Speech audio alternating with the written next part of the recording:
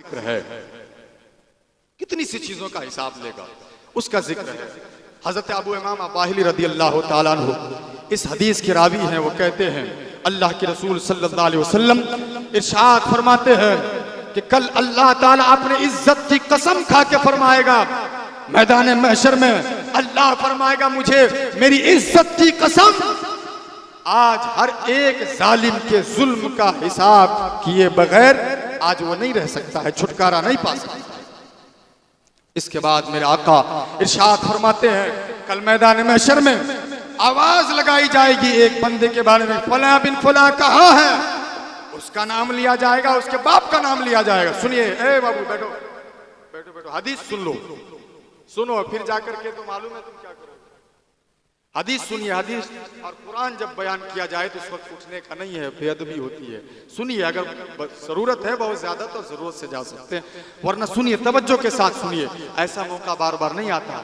कहाँ पीर साहब मिलेंगे, कहाँ उलमाए कराम मिलेंगे, कहाँ इस तरह की महफिलें होंगी। ये महफिल ये भी कल आपको मैदान महशर में काम आने वाली है। इस नीयत से आप बैठिए कि यहाँ से हम कुछ लेके जाएं, और जिस महफिल में बैठे हैं अल्लाह ताला इस महफिल के सदक़े में हमारी मग़फ़िरत फरमा दे। इस नीयत से आप बैठिए। मेरे आका फरमाते हैं कि कल जब अल्लाह खुद अल्लाह कहेगा कि मुझे मेरी इज्जत व जलाल की कसम, आज कोई भी जालिम बगैर हिसाब व किताब दिए हुए आज यहाँ से नहीं जा सकता, चारा नहीं है, छुटकारा नहीं पा सकता है। मेरा आका इरशाद फरमाते एक शख्स का नाम लेके और उसके बाप का नाम लेके मैदान महशर में बुलाया जाएगा, कहाँ है फला बिन फला। वो आएगा खुदा के सामने, अर्ज करेगा मौला मैं हाजिर हूँ। जब वो बंदा आएगा ना तो जानते हैं उसके पास कितनी नेकी होगी। आका इरशाद फरमाते हैं जिस तरह से एक बुलंद वाला एक बड़ा जैसा पहाड़ होता है, वो बंदा खुदा के सामने पहाड़ जैसी नेकी लेकर के खुदा की बारगाह में हाजिर होगा। कहिए सुभान अल्लाह, पहाड़ जैसी नेकी। अब आप सोच सकते हैं कि पहाड़ कितना बड़ा होता है, कितनी किलोमीटर में फैला होता है, उसकी ऊंचाई कितनी होती, इतनी नेकी लेकर के आएगा खुदा के सामने। और हदीस पाक में मेरे आका फरमाते हैं कि जो लोग उसकी नेकी को कैसे देखेंगे जानते हैं, ऐसे सर उठाकर, जैसे कोई 50 मंजिला मकान को देखता है तो कैसे देखता है, ऐसे सर उठा के देखता है। हुजूर फरमाते हैं इस तरह से सर उठा करके लोग उसकी नेकी को देखेंगे, इतनी नेकी लेके आया है। मेरा आका फरमाते हैं कि जब वो बंदा खुदा के सामने आ जाएगा तो अल्लाह के फरिश्ते अल्लाह के हुक्म से फिर आवाज लगाएंगे मैदान महशर में कि कौन ऐसे लोग हैं जिसका दुनिया में इसने हक मारा था, आओ वो सारे बंदे आओ खुदा की बारगाह में आ जाओ। वो फरिश्ता आवाज देगा है कोई दुनिया में इसने जिसका हक मारा था, यहां तक के किसी की दीवार की मिट्टी को अगर किसी ने खुरुच दिया था, ऐसे हाथ लगाया मिट्टी छोड़ा दी और कुछ नहीं किया, मिट्टी छोड़ा दी, किसी का बालू उठा लिया, किसी की गिट्टी उठा ली, किसी का सीमेंट चोरी कर लिया, आका फरमाते हैं उसका भी हिसाब होगा। तो अल्लाह के फरिश्ते जब आवाज लगाएंगे कि जिन जिन लोगों का इस पर हक है वो सारे लोग आ जाओ, चाहे वो रुपये का हिसाब हो, चाहे जमीन का हिसाब हो, चाहे भाई ने अपने बहन के जायदाद को मार लिया हो, चाहे बाप ने बेटे का हिस्सा बरतरफ कर दिया हो, चाहे बेटी का हक मार के किसी बेटे का हक मार के किसी बेटी को लिख दिया हो, या बेटी का हक मार के किसी बेटे को दे दिया हो, या भाई का हक मार लिया हो, या किसी का पैसा हड़प कर लिया हो, या किसी की जमीन को दबा दिया हो, या फिर किसी पे जुल्म किया हो, किसी को नाहक गाली दिया हो, किसी को सताया हो, किसी को बुरा भला कहा हो, किसी का मजाक उड़ाया हो, किसी की चोरी कर ली हो, या फिर किसी के बेइज्जती की हो, कल मैदान महशर में सबसे कहा जाएगा ऐसे बंदे आओ आओ, सबको खुदा बुला रहा आओ। वो सारे बंदे खुदा की बारगाह में हाजिर होंगे, कहेंगे मौला मैं हाजिर हूं। ये वो बंदा है जिसने मेरे साथ ऐसा काम किया था, मेरे साथ ऐसा किया था, मेरा सामान लिया था, मेरा पैसा लिया था, कोई कहेगा मेरी जमीन हड़प लिया था, कोई कहेगा मौला इसने जो है मेरी जायदाद हड़प ली थी, कोई कहेगा मौला इसने मेरे घर पे कब्जा कर लिया था, कोई कहेगा मौला इसने मेरा हिस्सा नहीं दिया था, मौला ये मेरा भाई था लेकिन मेरे बाप का जब इंतकाल हो गया ना तो मेरा हिस्सा नहीं दिया बल्कि ये सारा हिस्सा सब ये यही रख लिया था। कोई कहेगा मौला करीम मेरे पास तो जो पैसे थे मैंने इसको रखने के लिए दिया था लेकिन इसने हड़प कर दिया। कोई कहेगा मौला मौला मेरी दुकान में ये उधार खाया था, लेकिन खाने के बाद इसने इनकार कर दिया। कोई कहेगा मौला इसने मुझसे लिया था 10,000 रुपया, लेकिन पैसा वापस नहीं किया। ये सारे लोग मैदान महशर में पहुंच जाएंगे। अल्लाह फरमाएगा ऐ मेरे बंदे, अब इससे तो अपना हिसाब व किताब बराबर कर ले। अल्लाह कहेगा इससे जो पहाड़ जैसी नेकी लेके आया था ना, अल्लाह कहेगा इससे अब अपना हिसाब व किताब बराबर कर ले। तो अल्लाह के बंदे कहेंगे मौला मैं इससे कैसे हिसाब लूं, क्या हिसाब लूं, इसके पास तो कुछ है ही नहीं, ना इस पास पैसा है, ना तो यहाँ पे जमीन है, यहाँ पे ना जायदाद है, ना यहाँ पे दौलत है, ना यहाँ पे जो है ये मकान लेके आया है, ना यहाँ पे जो है ये किसी का कुछ सामान लेके आया, तो क्या हिसाब किताब बराबर करें। यही वजह है कि आज आपसे कहा जाता है ना कि भाइयों का हक दे दीजिए, बहनों का हक दे दीजिए। आप मार के ही करेंगे क्या? कब्र में ना अलमारी है, ना आपके कफन में जेब होगा। कहां पैसा लेके जाएंगे आप? अगर आपने किसी का पैसा मारा है, कहां लेके जाएंगे, कब तक? 40 साल 50 साल खाए पिए, अस्पतालों में दे दिए 1-2 लाख रुपया, हॉस्पिटल में दे दिए 2-4 लाख रुपया, खत्म। लेकिन उसका कर्ज तो बाकी रह गया ना। जिसका आपने मारा, जिसकी जमीन आपने हड़पी, वो जमीन तो यहीं रह गई ना, कब्रिस्तान लेके गए आप। जिसको आपने सताया, जिसको गाली दी, ये सारी चीजें तो यहीं रह गई। लेकिन फरिश्ते तो लिख लिए ना किस दिन आपने क्या कहा। तो जब अल्लाह फरमाएगा ले ले, तो कहेगा मौला ये तो कुछ लेके आया ही नहीं, तो ले क्या? तो अल्लाह इरशाद फरमाएगा मेरे बंदे, इसके पास जो पहाड़ जैसी नेकी है ना, तो जितना तेरा हिसाब व किताब बनता है, इसकी नेकियों में से तू कुछ निकाल निकाल के जितना तेरा बनता है उतना अपना हक और हिस्सा ले ले। इसकी नेकियां कम होती जाएगी और फिर लेते लेते लोग उसकी पहाड़ जैसी नेकियों को लेके खत्म कर देंगे, यहाँ तक के लेने वालों की तादाद रह जाएगी, उसकी सारी नेकियां खत्म हो जाएगी। कितना लेके आया था?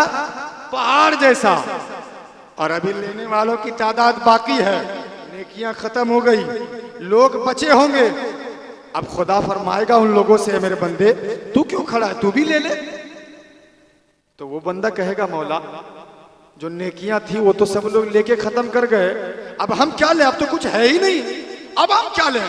तो अल्लाह इरशाद फरमाएगा मेरे बंदे तुम लोगों के पास जो गुनाह है ना, तुमने दुनिया में जो गुनाह किया था, तुमने दुनिया में जो खताएं की थी, ऐ मेरे बंदे ला उस गुनाह को मेरे सामने ला, और अपने अपने गुनाह को जितनी तेरी नेकियां बनती थी उतने गुनाह इसके सर पे डाल दे, और अपने गुनाह के बोझ को इसके ऊपर डाल के अपनी बोझ को हल्का कर ले।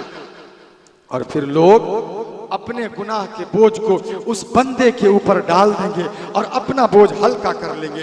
अल्लाह अकबर। मेरे आका इरशाद फरमाते हैं कल मैदान महशर में ऐसा बंदा अपना भी बोझ उठाएगा और अपने बोझ के साथ साथ कई और लोगों का भी बोझ उठाएगा।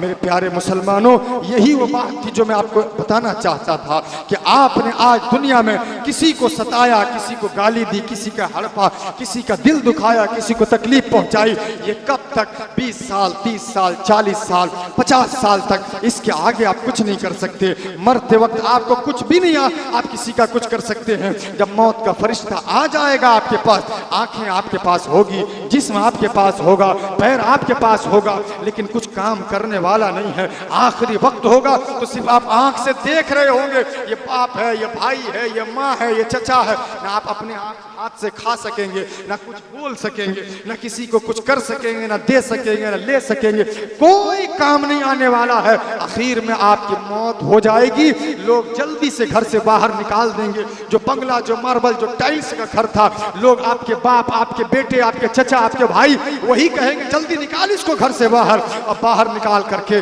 आंगन में रखेंगे। जल्दी से आपके कफन का इंतजाम होगा। इसके बाद वही 2 गज जमीन होगी जहाँ के रात दिन बारिश होती रहती है तो टप टप टप टप पानी चूता रहता है।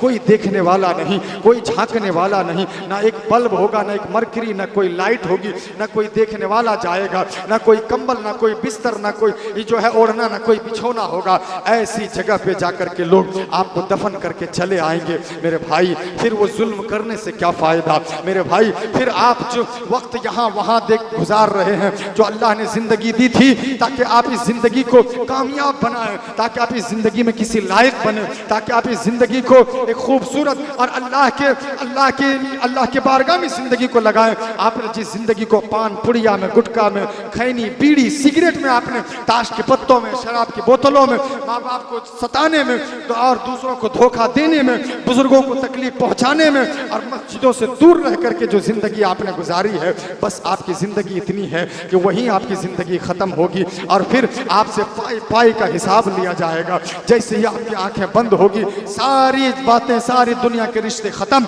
आपको एक एक बात का हिसाब देना होगा खुदा की बारगाह में।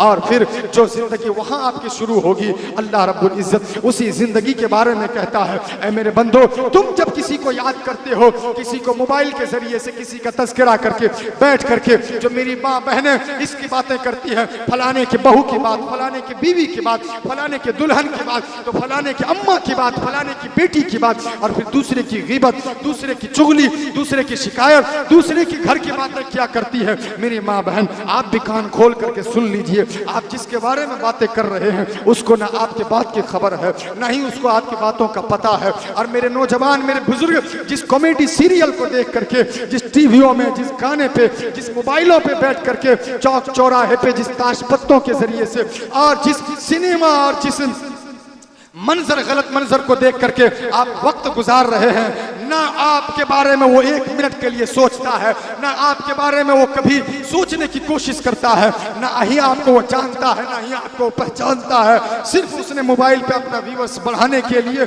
अपनी पर्सनालिटी बनाने के लिए और फिर अपने लोगों के दरमियान एक पहचान बनाने के लिए वो कोई गाने शूटिंग कर रहा है, कोई फिल्म शूटिंग कर रहा है, कोई जो है तरह तरह के ड्रामे शूटिंग कर रहा है। और हमारा काम ये है कि हमें अल्लाह ने जो जिंदगी दी है, हम उस जिंदगी को, उस गाने को देखने में, उस फिल्म को देखने में, उस जो है बेहयाई के मंजर को देखने में, हम जो है उस सीरियल को देखने में अल्लाह की दी हुई कीमती जिंदगी को गुजार देते हैं। और फिर ये जिंदगी जो अल्लाह ने कीमती बनाई थी, जो अल्लाह ने अपनी याद के लिए बनाई थी, अल्लाह ने जो जिंदगी दी थी अपनी याद के लिए, आपने दूसरों की याद में जिंदगी गुजारी, आपको वो एक सेकंड के लिए, एक लम्हा के लिए भी याद नहीं करता है। लेकिन कुर्बान जाइए उस खुदा की जात पे, जिस खुदा ने आपको जिंदगी दी, जिस खुदा ने आपको 9 महीने पेट से लेकर के बचपन से लेकर जवानी से लेकर बुढ़ापे तक आपका ख्याल रखा, वो खुदा कुरान के दूसरे पारे में सूरह बकरा में इरशाद फरमाता है, फज़कुरूनी अज़कुरकुम, ऐ मेरे बंदो, तुम जहाँ रहो, जिस हाल में रहो, तुम जब भी मुझको याद करोगे, मैं तेरा खुदा हूँ। जब जब तुम मुझको याद करोगे, मैं भी तुझे याद किया करूंगा। जब जब तुम मुझको याद करोगे, ऐ मेरे बंदो, मैं भी तुझे याद किया करूंगा। मैं कोई ऐसा वैसा नहीं हूँ कि तुम मुझको पुकारोगे तो मैं तुम्हारी मदद नहीं करूंगा। मैं कोई ऐसा नहीं हूँ जो तुम मुझको बुलाओगे, तुम मेरा जिक्र करोगे, तुम मेरा तज़किरा करोगे तो मैं तुझको याद नहीं करूंगा। मैं जरूर तुम्हें याद करूंगा। तुम मुझे याद करके तो देख, तुम मुझे सजदे में याद कर, मैं तुझे जरूर मदद करूंगा। तुम मुझे रुकू में याद कर, मैं तुझे जरूर याद करूंगा। और ऐसा याद करूंगा कि तुम दुनिया में मुझे याद करोगे, तुम मस्जिद में मुझे याद करोगे, तुम घरों में मुझे याद करोगे। अल्लाह फरमाता है, अल्लाह कुरान में फरमाता है, या अय्युहल्लज़ीना आमनुज़्कुरुल्लाह ज़िक्रन कसीरा वसब्बिहू बुक्रतन वअसीला हुवल्लज़ी युसल्ली अलैकुम व मलाइकतुहू लियुखरिजकुम मिनज़्ज़ुलुमाति इलन-नूर।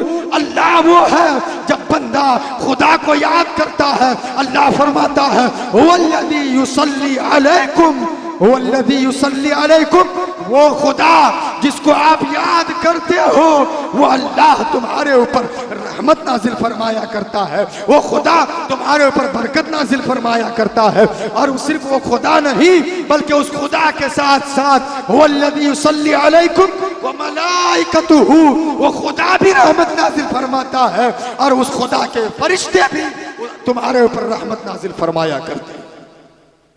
तो ये खुदा की याद है, ये खुदा का जिक्र है जो कभी आपको नुकसान नहीं देने वाला है, जो कभी आपको घाटे में नहीं रखने वाला है, जो कभी आपको नुकसान नहीं देगा। अल्लाह को आप इस दुनिया में याद करेंगे, यहाँ याद करेंगे, अल्लाह आपको कब्र में काम आने वाला है, अल्लाह आपको हश्र में काम आने वाला है, अल्लाह रब्बुल इज्जत आपकी पूरी जिंदगी आपको काम आने वाला है। और शुरू से लेके जब से आप पैदा हुए और जब आप इंतकाल होगा, तब से वही खुदा की जात है जो आपको काम आने वाली है। दुरूद पाक पढ़िए, अल्लाहुम्मा सल्ली अला सय्यदिना मुहम्मद व अला आलि सय्यदिना व मौलाना मुहम्मद व बारिक व सल्लिम सल्लु अलैहि सलातो